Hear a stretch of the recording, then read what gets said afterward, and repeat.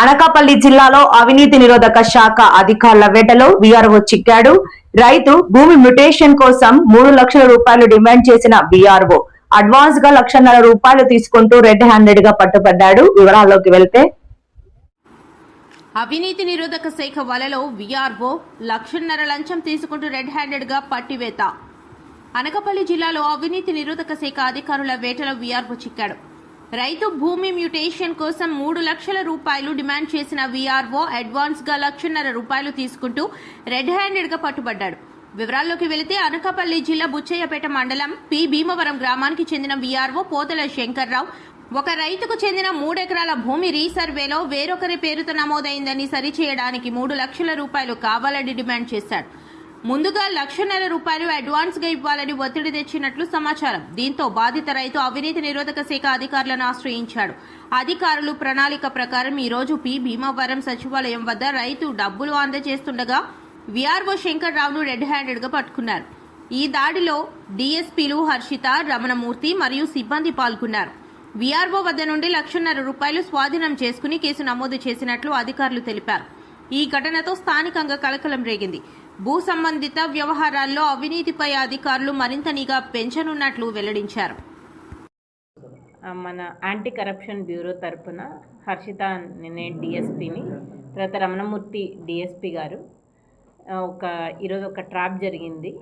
P Bhimavaram అన్న సచివాలయంలో పనిచేస్తున్నటువంటి ఒక వీఆర్ఓ, ఈ బుచ్చయ్యపేట మండల్కి చెందిన వీఆర్ఓ అండి. ఆయన పి భీమవరంకి సంబంధించిన సచివాలయంలో ఉన్న ఒక ల్యాండ్ ఓనర్ దగ్గర నుంచి ఆ ల్యాండ్ని మ్యుటేషన్ చేసి దానిలో ల్యాండ్ పార్సల్ మ్యాప్ ఎల్పిఎంకి గాను అతని ఒక 2.5 ఏకర్స్కి గాను ₹1,50,000 డబ్బులు ఇస్తే పని అవుతుంది అని చెప్పి డిమాండ్ చేశారు.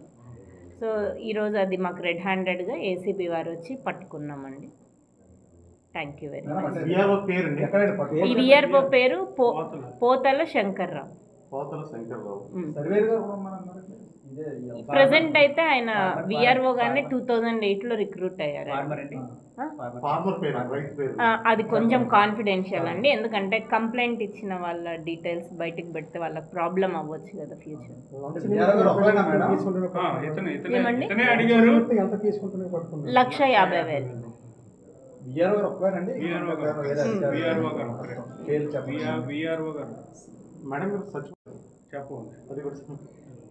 అంటే వాళ్ళకి ఇబ్బంది అవుతుంది.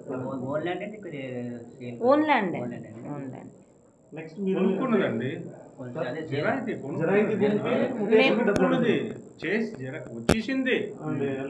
వచ్చేసింది ఆయనకి అన్ని వచ్చేసింది. మళ్ళీ రీసర్వే అని పెట్టారు కదా, అందులో మళ్ళీ పాతోడ పేరు మీదకి ఎక్కించాడు మహానుభావుడు. దాన్ని మార్చడం కోసం ఇదేంట్రా బాబు, నేను కొనుక్కున్నాను, నాకు వచ్చితే పాస్బుక్ కూడా వచ్చింది కదా, మళ్ళీ నాకు నాకు ఎవడైతే అమ్మాడో ఆడిదే చూపిస్తుంది ఎల్పిఎంలోనే అని అంటే, ఆహా అలాగా, మరి అది అలాగే జరిగిందో మరి చూద్దాం, మళ్ళీ ₹1,50,000 అంటాడు.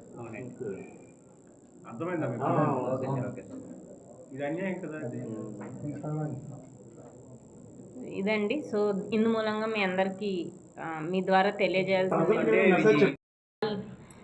గవర్నమెంట్ సర్వెంట్స్ ఎవరైనా కానీ వాళ్ళు చేయాల్సిన పని చేయడానికి ఏదైనా అడిషనల్గా బ్రైబ్ అలా అడిగినప్పుడు 1064 అన్న టోల్ ఫ్రీ నెంబర్కి అప్రోచ్ అవ్వచ్చు, లేదా ఏసీబీ ఆఫీస్కి డైరెక్ట్గా రావచ్చు.